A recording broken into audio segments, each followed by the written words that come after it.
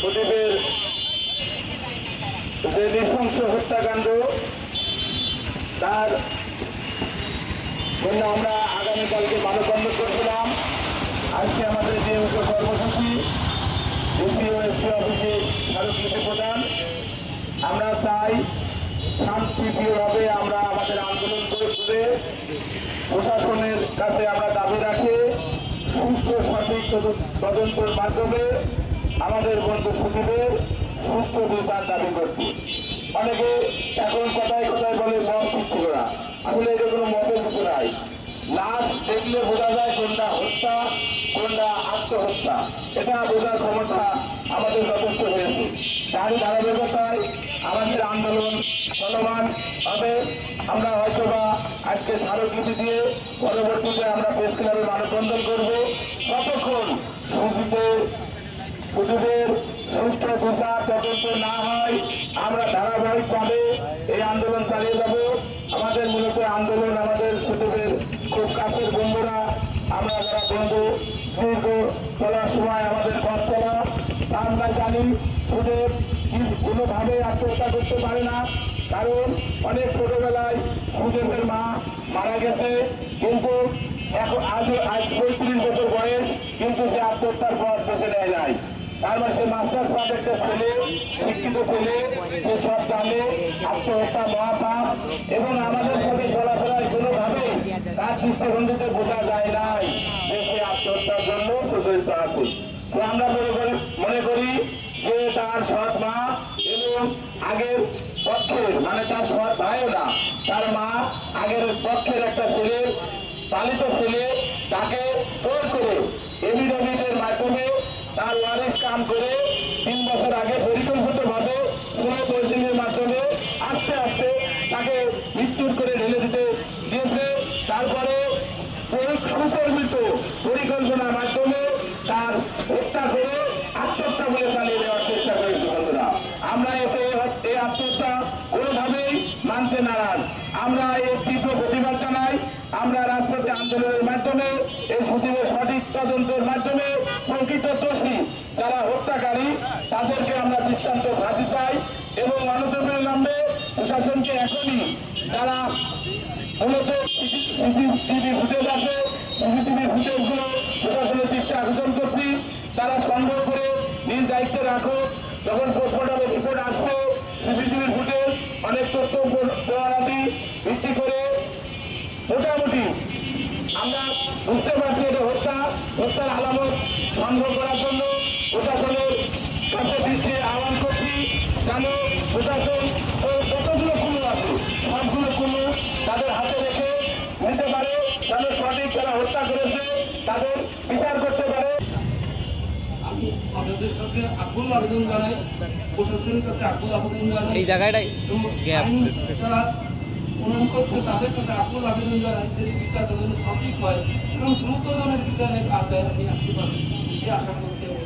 আমি কথা বলার মতো আমরা প্রশাসনের কাছে পুরো দাবি জানাচ্ছি যে এটা সঠিক তদন্ত করা হোক, পোস্টমর্টেম রিপোর্টটা জনসমক্ষে আনা হোক, এবং পাশাপাশি এটা সুষ্ঠু তদন্ত করে সঠিক বিচার করা হোক এবং অপরাধীদের বিচার আনা হোক। তা নাহলে আমরা কিন্তু সুবিধের জন্য রাজপথ ছাড়বো না।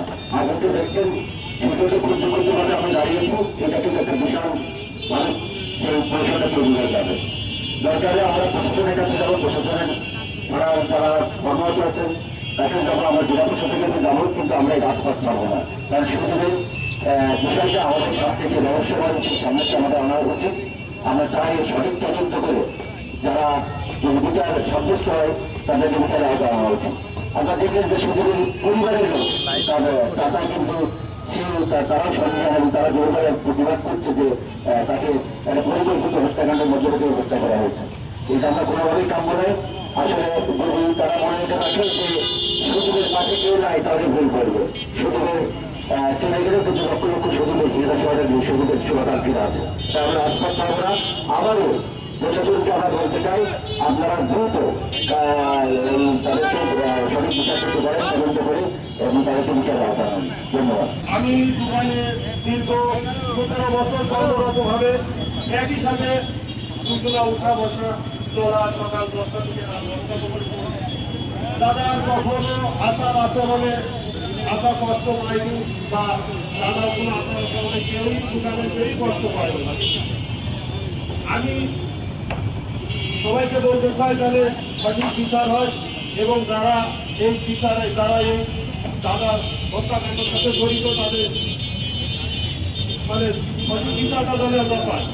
যে ছেলেটি তার মায়ের মৃত্যুর পর সংগ্রামী জীবন নিয়ে সে প্রথম শ্রেণী থেকে সর্বোচ্চ মাস্টার্স পাস পর্যন্ত করল, সেই ছেলেটির জীবন যখন সফলতায় ভরপুর হওয়া দরকার তখন তাকে হত্যা করা হলো।